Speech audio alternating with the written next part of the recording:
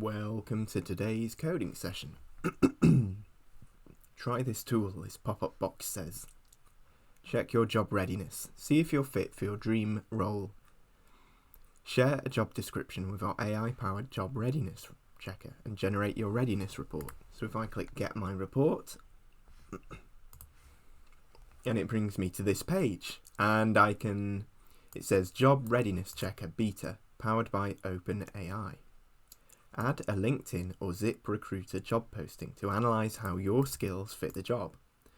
You'll need to add more information for jobs found on other websites. So you can paste a URL in here, it seems. Saved reports, your experience. So this is the Your Experience tab. For a more tailored report, include as much relevant information as you can about what you've achieved and how you've applied your skills. So work and volunteer experience. Example, you were a data entry specialist for retail company XYZ from October 2019 to July 2021. You edited directly in HTML code. Projects and skills. Example, they've put Markdown, technical writing, advanced user of cross-referenced spreadsheets, education, BA degree in English. And then you can click this Save Experience button. So that's the Your Experience tab, saved reports. No matter where you are in your learning journey, you can check new job links while working toward your dream job. I do think that is good advice. The worst thing you can do is kind of, over time, become completely detached from the nature of job applications. The worst thing you can do is kind of forget what they're like.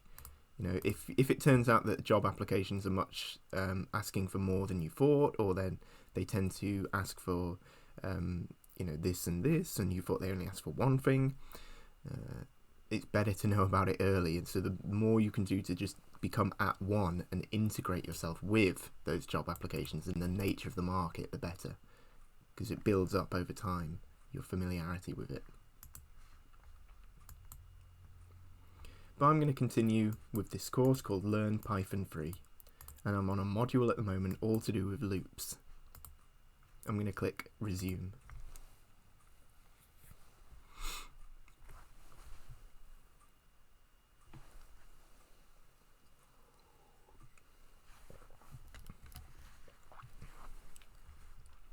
Why loops?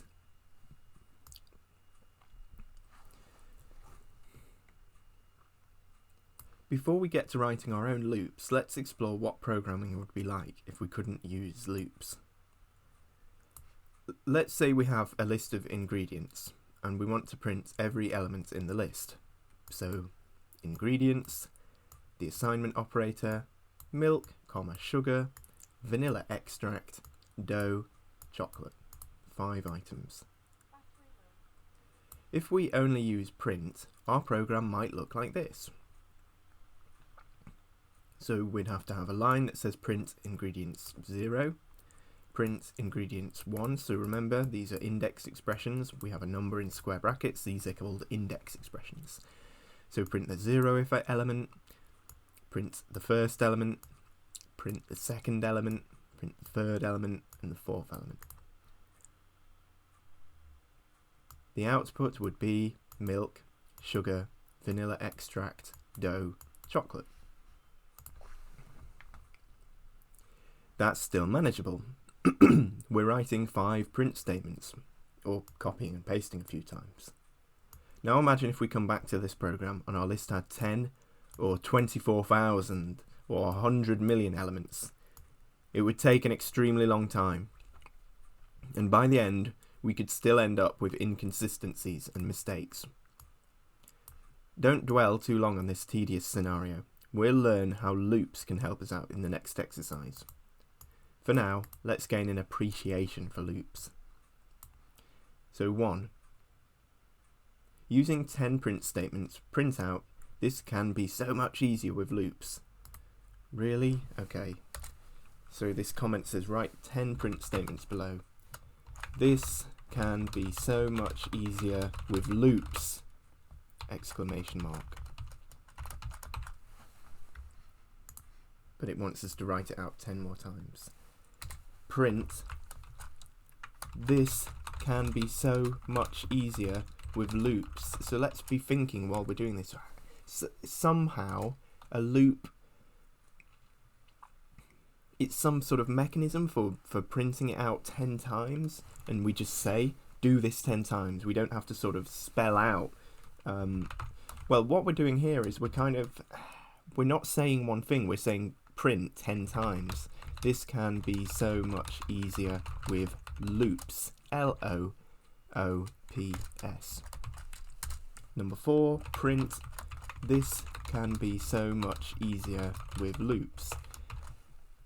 Presumably what's going to happen when we get to the solution and we have a look at loops is it's not going to sort of automatically make 10 lines. It's some sort of intelligence. Here, each line is sort of dumb in a way. The first line doesn't know that there are 9 lines after it. I don't know if any sense can be made of the comments I'm making here, but this can be so much easier with loops. So we can see that is the 5th line I've just completed. It's very tedious. Print. This can be so much easier with loops! Exclamation mark. Print. This can be so much easier with loops! Exclamation mark.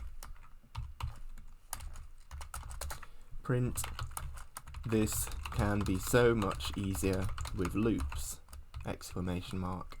So what are we now? 1, 2, 3, 4, 5, 6, 7, 8. The 9th line, print. This can be so much easier with loops! Exclamation mark. And the 10th line, print. This can be so much easier with loops. And so there's kind of 10, well, there are 10 opportunities for us to make a typo. There's the opportunity for us to put 9 lines instead of 11. So there are lots of distinct mistakes that we can make doing it this way. 1, 2, 3, 4, 5, 6, 7, 8, 9, 10. Okay. So let's do Control and Enter, remembering to try to use keyboard shortcuts whenever we can. Control and Enter. Fine. And we've got a tick on number 1 now. And this pop-up box says 1 day left to meet your weekly target. Keep up the good work. Let's click Next. For loops. Introduction.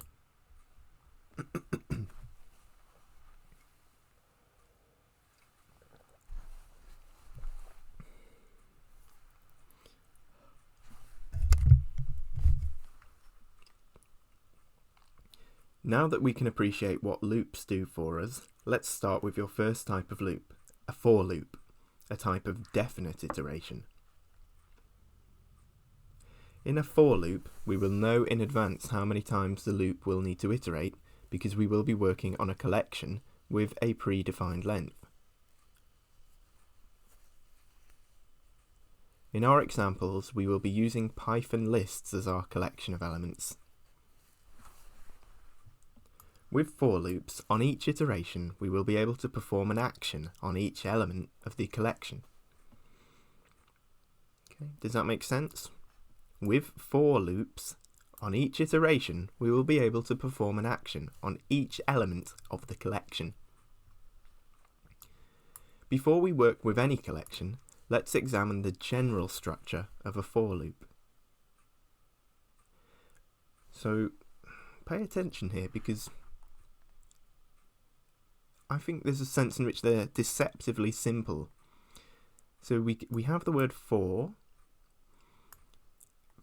in and then a colon. Okay, so for temporary variable, they've just put temporary variable. In collection, they've put the word collection in angle brackets, and then the action. So you can see the action comes after the colon. The action is specified down here on the second line. And what I want you to think about is what can we actually put here? What are the rules for what we can put in this temporary variable section?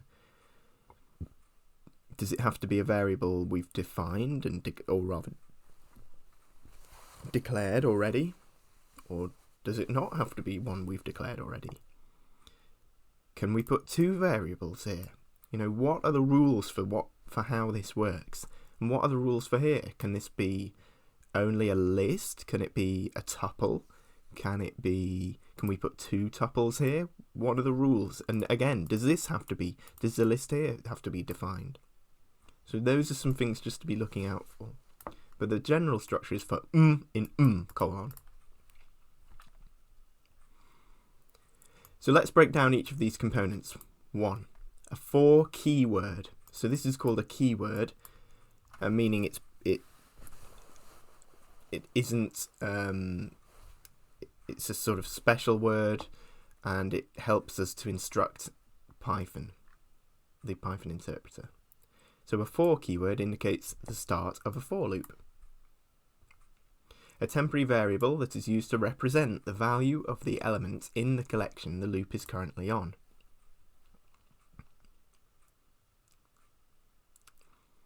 So let's read that again. A temporary variable. So it's not just a variable, it's a sort of that will do for now item. It's a temporary variable, and it's just a representative tool. Okay, so it's standing for something. So a temporary variable that's used to represent the value of the element in the collection the loop is currently on. Then we have another keyword. An in keyword separates the temporary variable from the collection used for iteration. So here's the keyword for, and then the keyword in is also a temporary keyword. Number 4, we have a collection to loop over. In our examples, we will be using a list. 5, an action, to do anything on each iteration of the loop. Let's link these concepts back to our ingredients example. This for loop prints each ingredient in ingredients. So ingredients is the name of our list. We've got milk, sugar, vanilla extract, dough, and chocolate.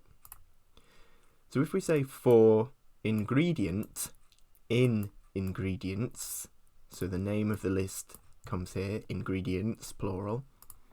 Here's the action, print ingredient. Okay, so if you remember the structure for temporary variable in and then the collection name, ingredient is a temporary variable. So remember what I asked, what are the rules here? Can we just make up anything, any word to put in this place? Where's ingredient? Singular, ingredient. Nowhere. Where is it? So you can just, presumably they've just plonked that in. I mean, it makes sense. I mean, these things are individual ingredients when we're on each one on its own as we move through the collection. So it's very sensible, but I'm just pointing out the rules. Strictly speaking, this is just some word they have typed in there for in ingredients, print ingredients. So if we just think what this is probably going to do, it's probably going to print each element. So in this example, ingredient is the temporary variable. Ingredients is the name of our list, which is our collection. And the print function applied to ingredient, the temporary variable, print the temporary variable, was the action performed on every iteration using the temporary variable of ingredient. This code outputs milk, sugar, vanilla extract, dough, and chocolate. Some things to note about for loops. Temporary variables. A temporary variable's name is arbitrary. It is arbitrary and does not need to be defined beforehand. Both of the following code snippets do the exact same thing as our above example. So we have the first code snippet here where we just say for I in ingredients, colon, and then the action just print I. We could say for item in ingredients, print item. So that answers my question, yeah, it's arbitrary. You could put for hippopotamus in ingredients, print hippopotamus.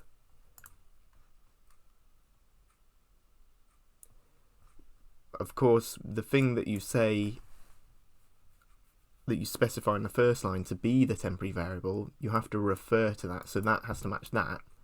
You know, item has to match here if you want it to run as you intend. Programming best practices suggest we make our temporary variables as descriptive as possible.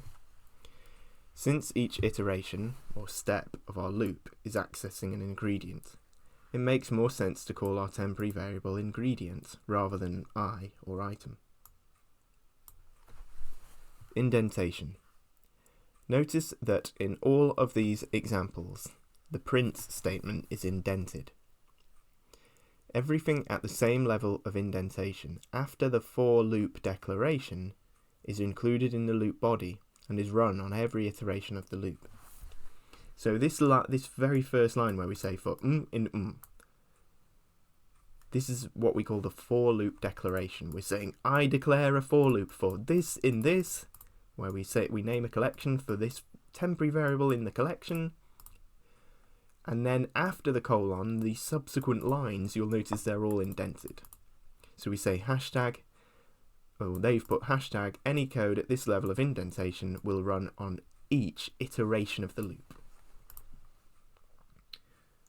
So you can't just have for and then the next line print ingredient, and its print is at the same level. It really is significant that print is further in than the for.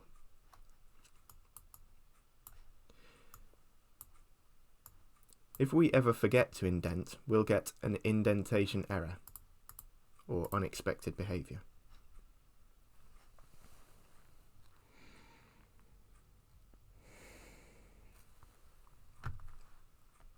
Elegant loops. Python loves to help us write elegant code, so it allows us to write simple for loops in one line. In order to see the below example as one line, you may need to expand your narrative window, which is this window here, this white window with a white background with the text on, but I think we can see that fine. Here is the previous example in a single line. So it says for ingredient in ingredients, print ingredient.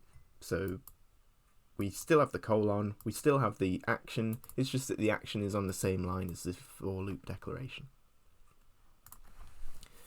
Note, one-line for loops are useful for simple programs. It's not recommended you write one-line loops for any loop that has to perform multiple complex actions on each iteration.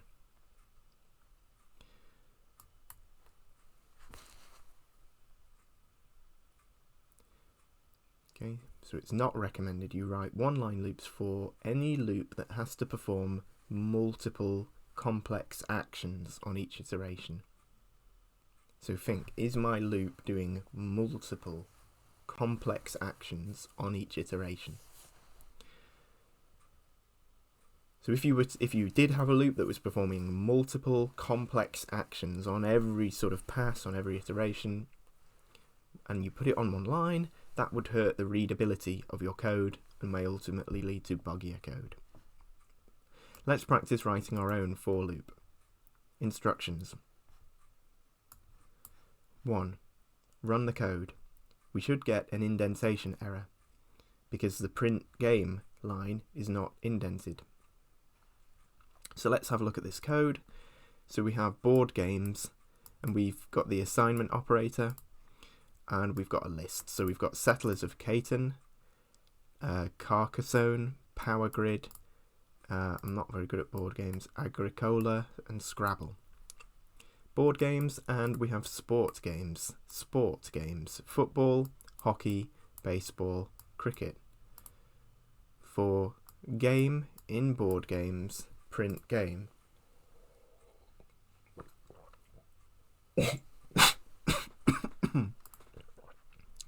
So, what have we got? We've got one list and another list. The name of our first list is board games, so that's really annoying. So we've got a for loop, that's the for loop declaration. We've got the colon, remember to include that colon. You can't just say for game in board games, print game. For game in board games, colon, print game. That's really annoying. I keep clicking that by accident. So let's click run, and we've got this red text here. It says file, opening speech mark, /home, cc user, workspace, Python loops, creating loop, /script.py, so this is just the path to our file where we've got our code running in speech marks, line 6, and we've got print game, and that's obviously the function that we have here, print game. And we've got this little up arrow which points to the actual location of the error. So it says indentation error. We expected an indented block after the for statement on line 5, and you can see that the for statement is indeed on line 5. So if I just press tab, I've just pressed tab on my keyboard, T-A-B on my keyboard, and it gives me a message saying to toggle tab focus mode, press Control and M. So let's try Control and M. Nothing happens. Control M for Mike.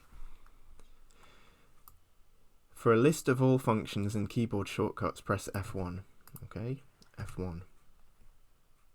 And we're here at support.google.com.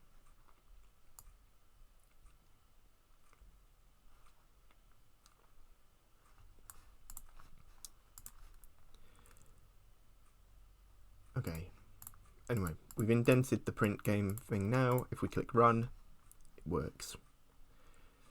So indent 2 spaces or tab line 6 so that we don't get an indentation error when you run the code. Run the code again, we've done that. 3. Write a for loop. Write a for loop that prints each sport in the list, sport games. So we've talked about board games, we've done a list thing for that. Now we can do one for sport games. So for, just to prove my point, I'm going to say for chicken in sports games, colon, don't forget the colon, indent, don't forget to indent. We're going to print chicken. Just to show the structure, make it really clear. That's all it's doing. It's not going, oh, where's chicken in sport games? Oh, football, hockey, baseball. That's not what's happening. We are just naming it. It's a prop for it's just something to represent each item as we move through. So I'm going to call it chicken, and hopefully we'll get a list coming out. And I might do \n just so it's on a new line when it prints it. No, okay. Unexpected character after the line continuation character. So maybe I can't do that. Remove the \n. Okay, and there it goes. We've got football, hockey, baseball, and cricket being printed.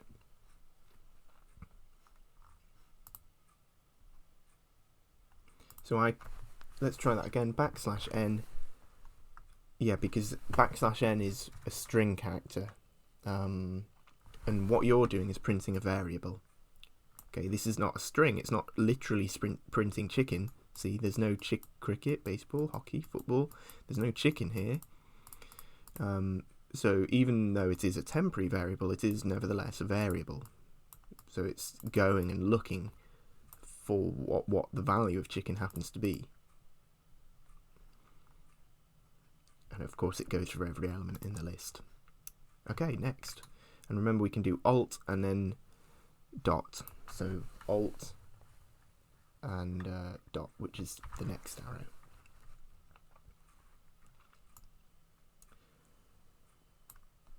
For loops using range.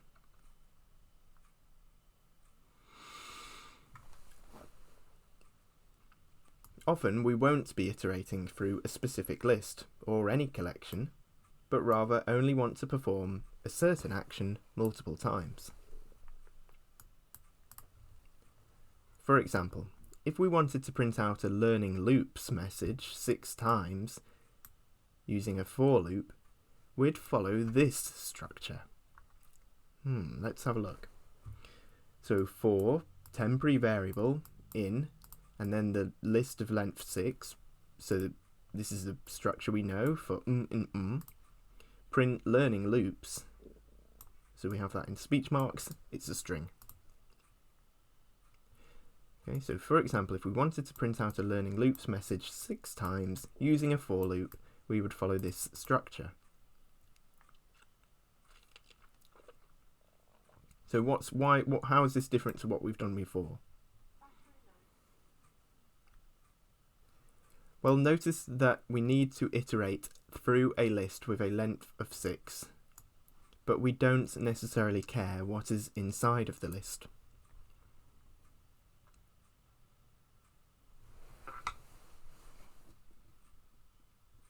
Okay, notice that we do need to iterate through a list with a length of 6, but we don't necessarily care what is inside of the list.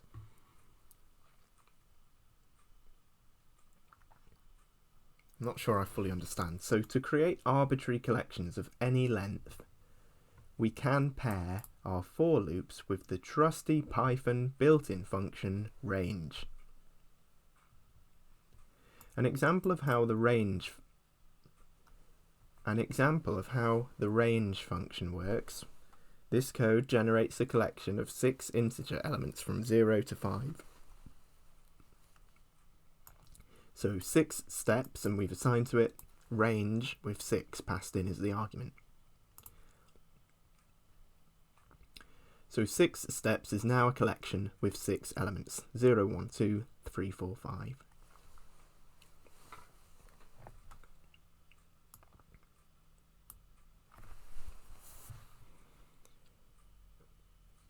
We can then use the range directly in our for loops as the collection to perform a 6-step iteration.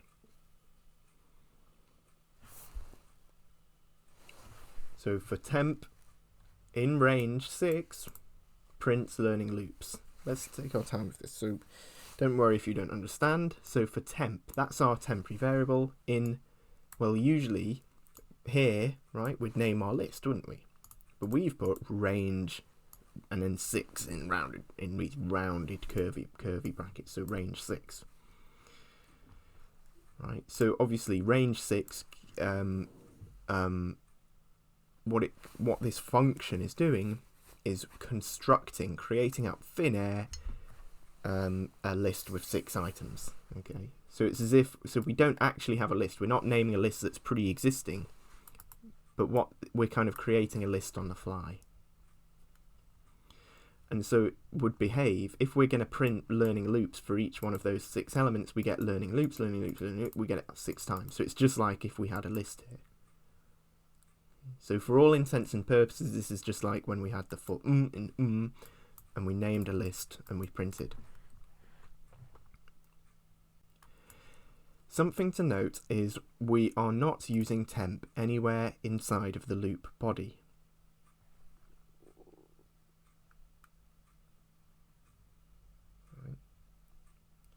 If we are curious about which loop iteration, right, so each iteration we call a step, okay, really important word, use it precisely, step.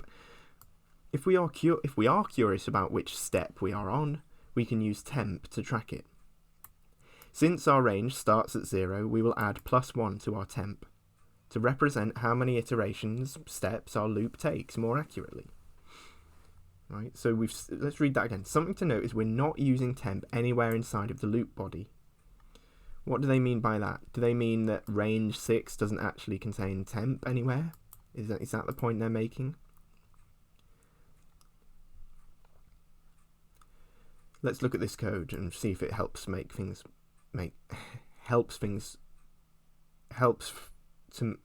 helps us so that things might make more sense. For temp in range 6, and then we have the colon, now the action. Print loop is on iteration number, and then plus concatenation, and then the string function, temp +1. So we're stringifying the argument that we pass in. What argument do we pass in? Temp +1.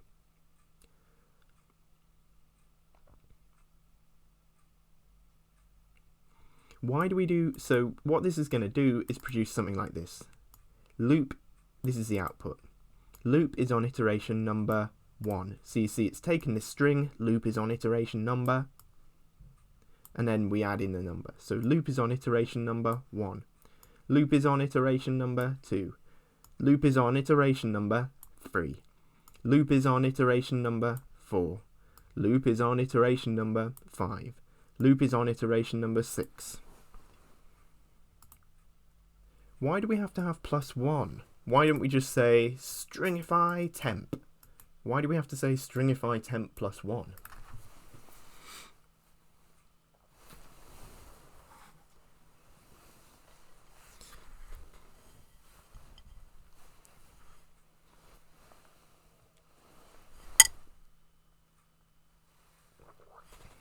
Well, it's because of zero-based counting. If we didn't have plus 1, we would have our first line say loop is on iteration number 0. And so we want to use our everyday counting for this. It makes more sense to say loop is on iteration number 1 if that is the first loop. We tend to count the first existing element of something as 1. We don't say that is number 0 in everyday life. So we want to adopt that everyday counting system. But because this is Python, the steps are counted using zero-based counting. So that's why we have to say stringify temp plus 1 when we feed it into the print function.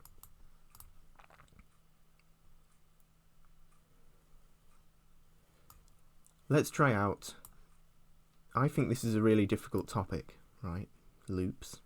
So if things don't make sense, let's just keep pushing forward for now and trust that they will, because they can be understood,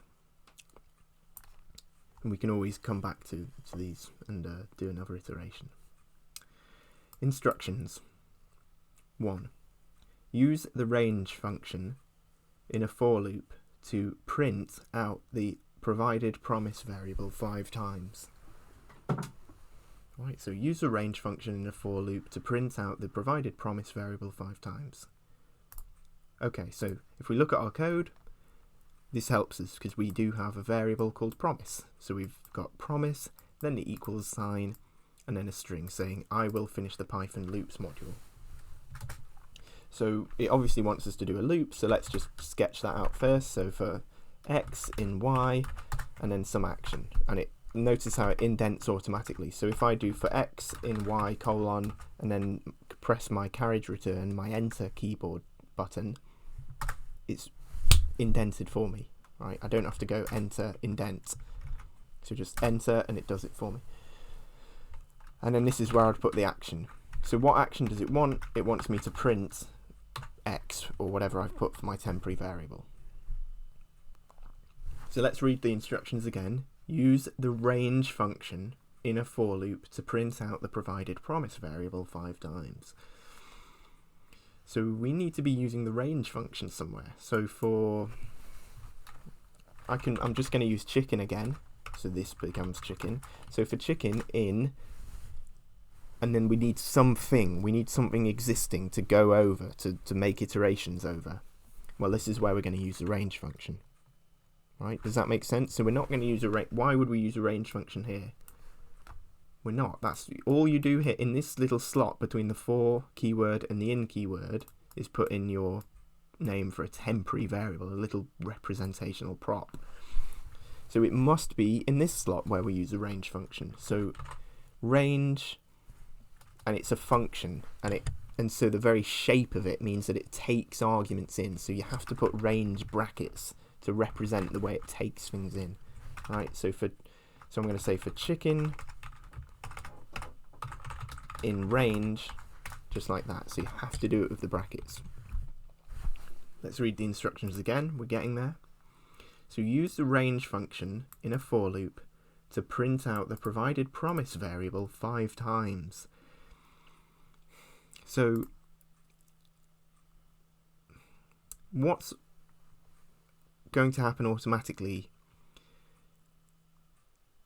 given what I've got, what's going to happen automatically is every element is going to be checked. That's just how loops work, right? So I don't have to do anything to make sure every element gets checked. It's not going to sort of only print the first element. However, what I do need to change and specify is how many elements there are, how big my collection is. And this is where I have to actually feed in an argument to range. Okay, so what I've got here, this solution doesn't pay attention to the fact that we need to do something 5 times, right? The instructions say use the range function in a for loop to print out the provided promise variable 5 times. Where there's nothing here that means that the print will happen 5 times, the printing will happen 5 times. There's also nothing here that actually mentions promise. I'm not sure. So we've got this string up here called promise. So how do we ensure that we actually print out promise 5 times?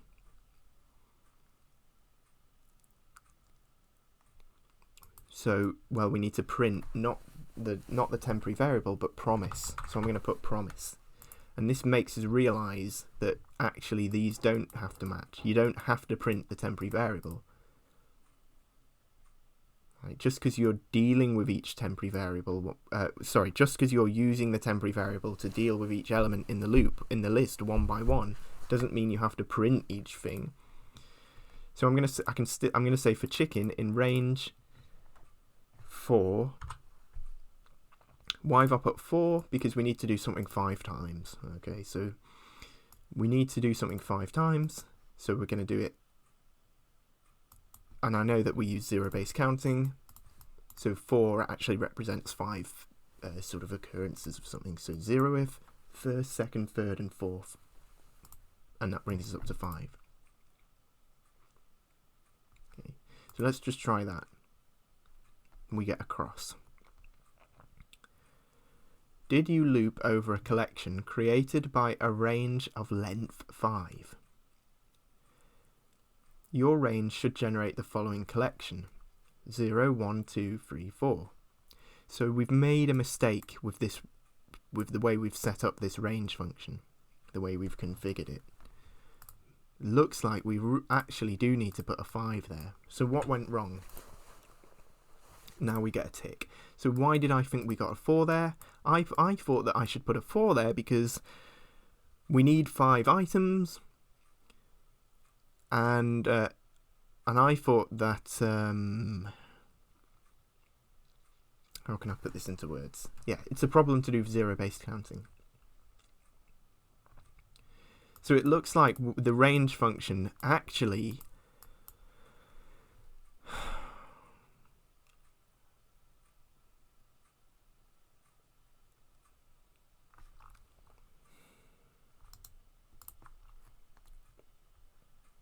So let's read about the range function again. So to create arbitrary collections of any length, we can pair our for loops with the trusty Python built-in function range. So I'm pretty confident that the range function is creating an arbitrary collection, and 5 is like the length of the collection. Right, so I think what's happening is the number that you put in here is length, and we have to understand length such that it is the everyday counting words. That's the only way I can make sense of it. Okay, so this is not an index. We're not saying there are we're not saying if I put 5 in, there is a number of elements such that there is a 5th element. A 0th, a 1st, a 2nd, all the way up to 5th, which would of course mean there are 6 elements in every day. That's not what we're saying, right? However you understand the number that goes into the range function, it is not an index. It is not saying somewhere there's a 5th element alongside a 0th and 1st element. That is not what it's saying. Actually, it's length, where length adopts the everyday notion of count words, meaning there are 5 elements, meaning there is a 4th element and not a 5th element if we're going to use those positional identifiers that Python uses. Okay, so that's just how I would formulate the mistake I made. I thought that takes a 4 because I thought that would mean that there are 5 things present, but actually no, the range function doesn't behave that way. What you're going to put in is the number of things existing. So you do put in, so just take it using the everyday notion for the range function, right? Pop in 5, right? 5. Run, you get 5 things. Okay. Next. Now something completely different. While loops. So we've done for loops, now while loops. In Python, for loops are not the only type of loops we can use. Another type of loop is called a while loop. W-H-I-L-E. And that's a form of indefinite iteration. So, of course, indefinite means going on forever. It doesn't have definition. It doesn't have definition. It's boundless. It's indefinite. It's not definite. It's indefinite.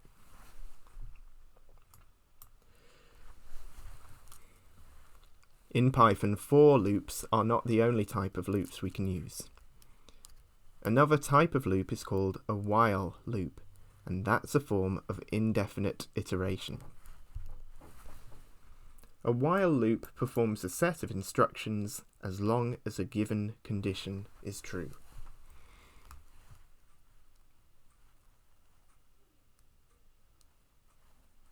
And we're going to continue with while loops next time.